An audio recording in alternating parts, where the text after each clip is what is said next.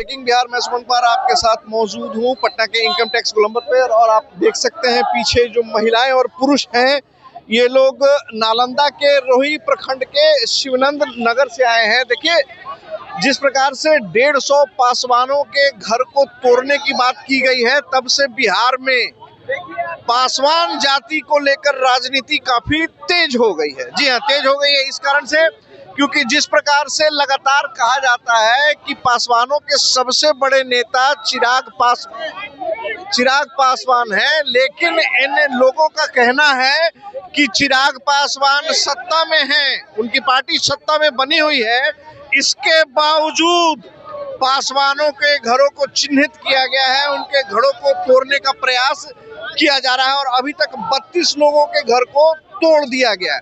तकरीबन विवादित भूमि 3.15 एकड़ के आसपास की बताई जा रही है। हम प्रयास करेंगे इन कुछ महिलाओं से, कुछ पुरुषों से बात करने का कि अभी वर्तमान में वहाँ स्थिति क्या है और जिस प्रकार से ये लोग लगातार कह रहे हैं कि ठंड में हमें बेघर करने का प्रयास किया जा रहा है, इनके दावों में कितनी कुछ सच्चाई है। आइए इन लोगों से बात करते हैं और समझने का प्रयास करते हैं। चिराग पासवान और मांझी जी के रहते हुए दलितों के घर को ये तो चिराग पासवान और जीतनराम मांझी को सोचना चाहिए ना, जो संविधान का उल्लंघन हो रहा है, संविधान का आर्टिकल का 21 का उल्लंघन हो रहा है, इसका कौन रक्षा करेगा? यहाँ से तो लोग चुन के आए हैं, वही लोग ना रक्षा करेंगे कि कौन करेगा? ये लोग संविधान का कसम लेके ना शपथ लिए हैं, चाहे वो मंत्री हो, विधायक हो, तो भारत का संविधान का आर्टिकल का 21 का उल्लंघन है।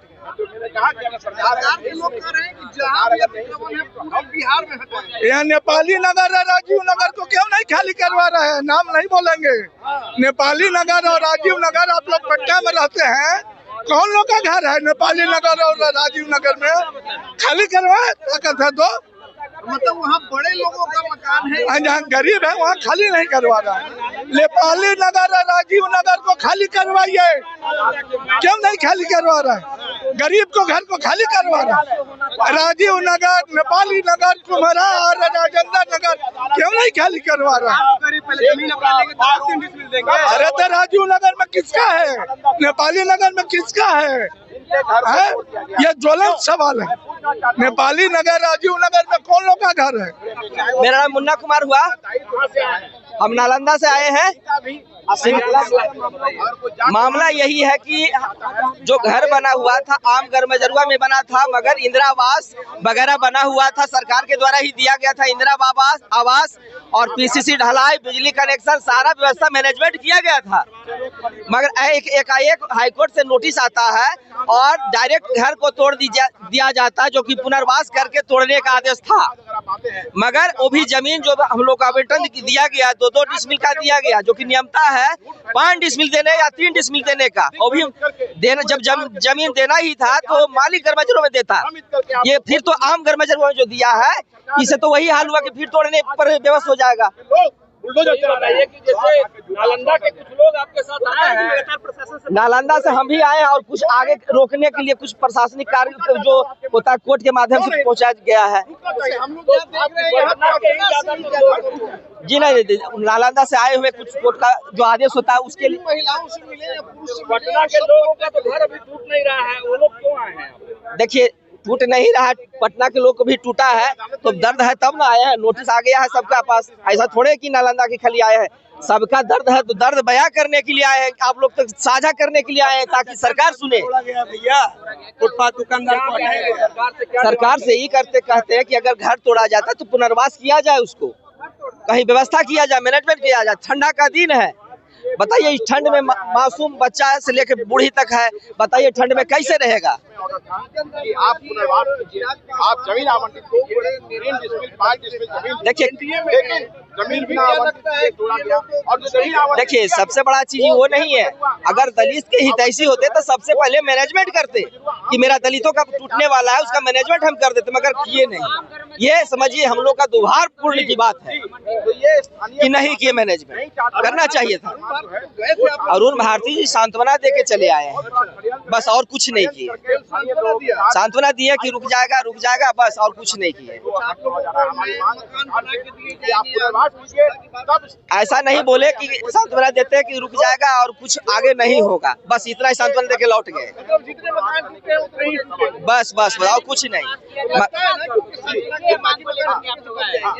ऐसा नहीं है सर, क्योंकि सरकार जब नोटिस गया है तो टूटना ही टूटना है।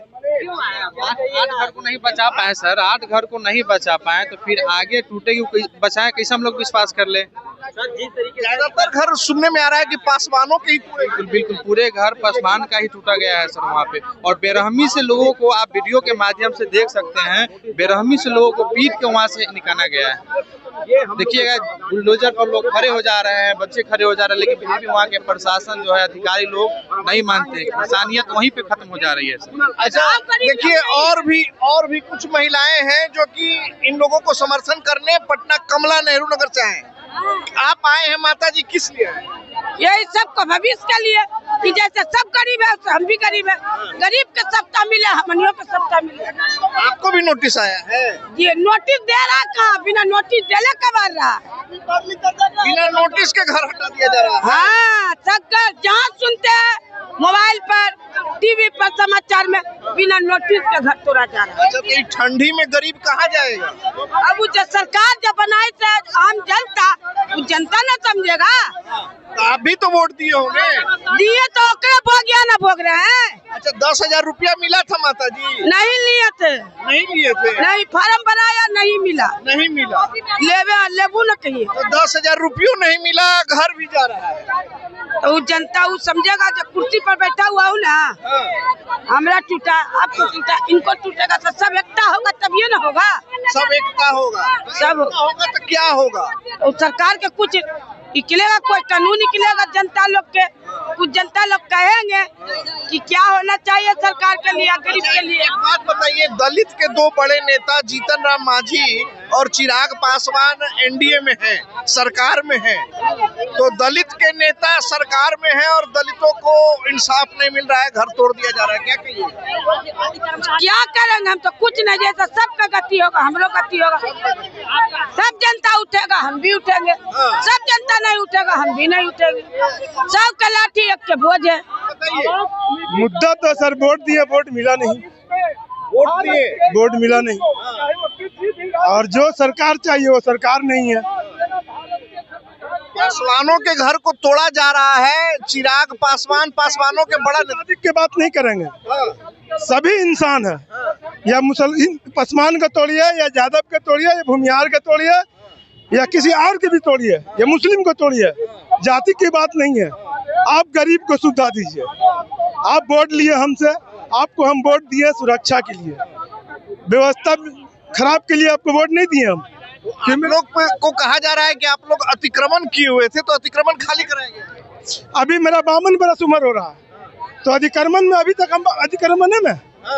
सरकार बोलता है कि 13-14 बरस जो रह गया उसका जमीन उसका हो गया, तो सरकार के जमीन पर ना है। तो अब आगे क्या करिएगा? आगे आंदोलन करेगा। आंदोलन करेंगे जी। फिर भी सरकार नहीं मानी तो क्या करिएगा? जान हत्या देंगे।